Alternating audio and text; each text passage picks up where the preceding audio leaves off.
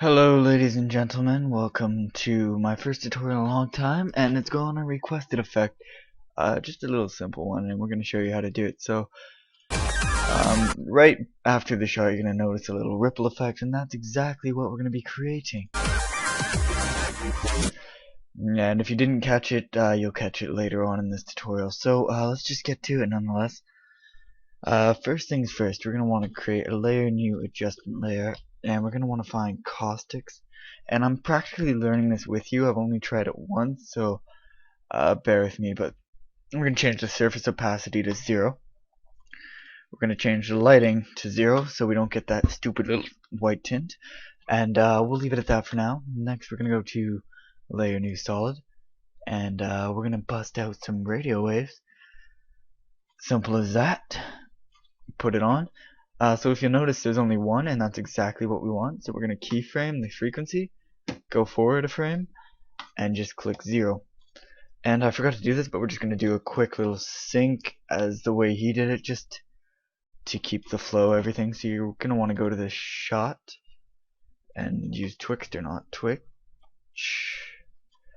Go to the shot and then change your frame rate and everything. Have the speed at 100, then just go a little bit till when the gun lowers, and change it to say 75, and I'll give you a little preview if you don't want to watch it yourself and save you a little time. So that's what the speed's gonna look like.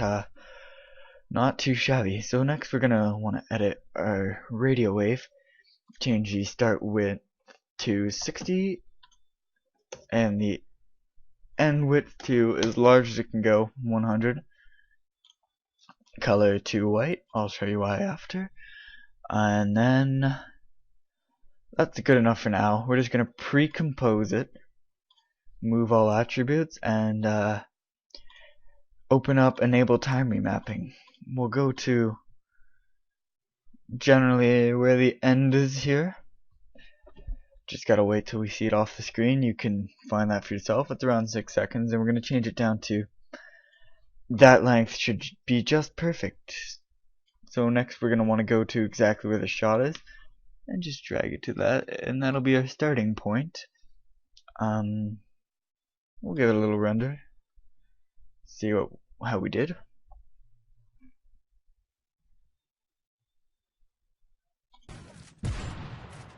That's a perfect speed. You can actually highlight these keyframes, go to graph editor, and if you click this one, easy ease in, it will make it add for a nicer effect.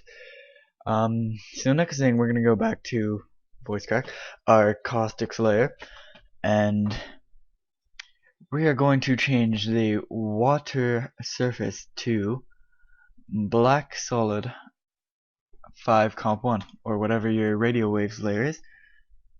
And we're gonna have this. We're gonna want to turn off our radio waves layer, and this is what we're left with.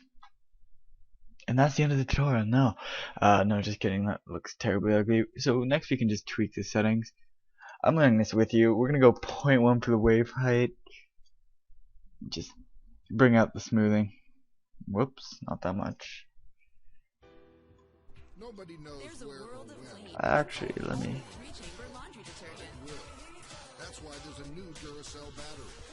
So yeah, if we bring out the smoothing, it should turn out pretty nice. Bring down the refraction to 1, like not too much, but that's what we want for the scale, and it looks nice. So we'll see what we have right now. I'm all over the place, but I'm learning with you, so cut me a little slack. Might not be the best tutorial, but it'll get the job done. So let's see how we did so far. That's pretty good. It's very violent. I like it. We're doing a good job so far. So next what we're going to want to do is duplicate our black solid layer, and then we're going to want to turn it on. We're going to go to stroke. No. Trap code shine. If you don't have this, I suggest you get it, because it's beautiful in color corrections and stuff.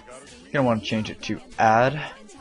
Change the colors to white, because this is just what he did, and I'll show you after once we're finished. You can just change the source opacity to 0,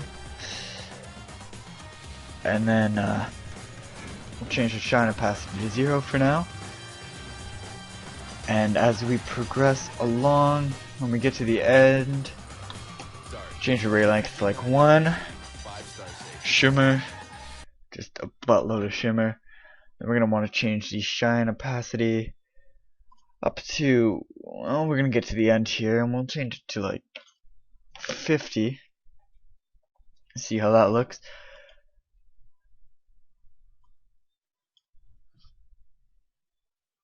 Let's just change it to 50 right now and see what we're dealing with.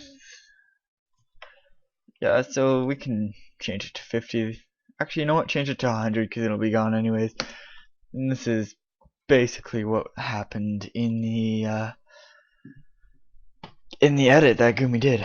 We're gonna do a little pre-render, and then we can end it at that if we did a good job. Let's check.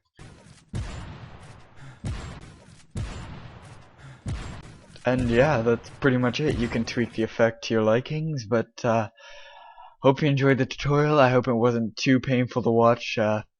We'll see you guys next time.